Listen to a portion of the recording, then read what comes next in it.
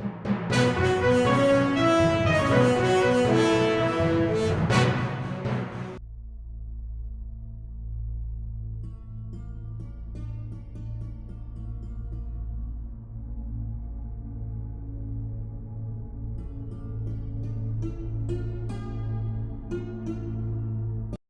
لله رب العالمين، نحمده سبحانه وتعالى حمد الذاكرين الشاكرين الخاضعين المتبتلين.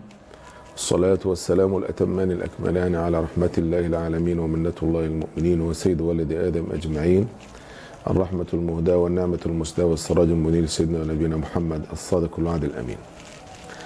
الصيام كما أخبر النبي صلى الله عليه وسلم: الصيام جنة يعني وقاية من الآفات والأضرار، كما أنه وقاية من النيران يوم القيامة.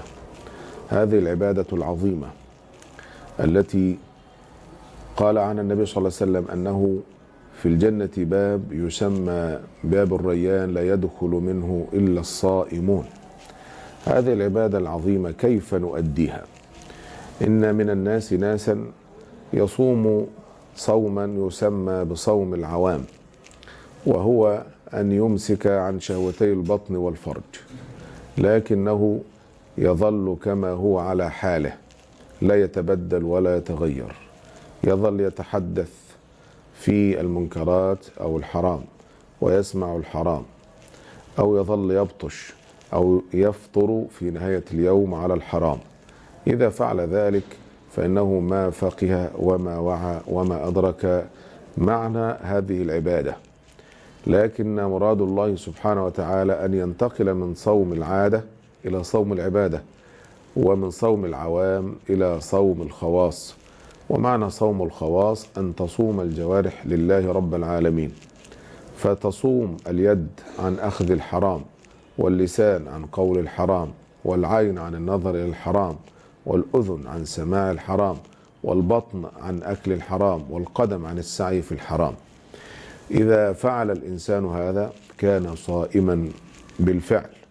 فالصيام جنة، والإنسان العاقل الذي لا يجعل يوم صومه كيوم فطره، أما الغافل فهو الذي يجعل يوم صومه كيوم فطره سواء، فيجب علينا أن ننتبه. أما هناك نوع آخر وهو صيام الخواص، وهو أن يصوم القلب عما سوى الله، يعني لا يلتفت ولا ينظر إلا إلى الله سبحانه وتعالى، ويتحلل من العلائق والعوائق والصور والأغراض والدنيا، ويكون محل نظره هو رضا الله سبحانه وتعالى فقط، والأنس به والقرب منه سبحانه وتعالى. فإذا وصل العبد إلى هذه كان صائما عما سوى الله. الخلاصة أننا لابد أن ننتبه وأن نعي أن الصيام درجات، وأن الله سبحانه وتعالى هو الذي يتولى الجزاء. ولو قلت أنا أو قلت أنت ما تعلمنا من الصيام إلا الصبر على الطاعة، الصبر على ترك المعاصي، الصبر على البلاء، فالصبر نصف الإيمان، والصيام جنة. أسأل الله سبحانه وتعالى أن يتقبل منا صيامنا وقيامنا وصالح أعمالنا يا رب العالمين. وصل اللهم وسلم وزد وبارك على نبينا محمد وعلى صحبه وسلم.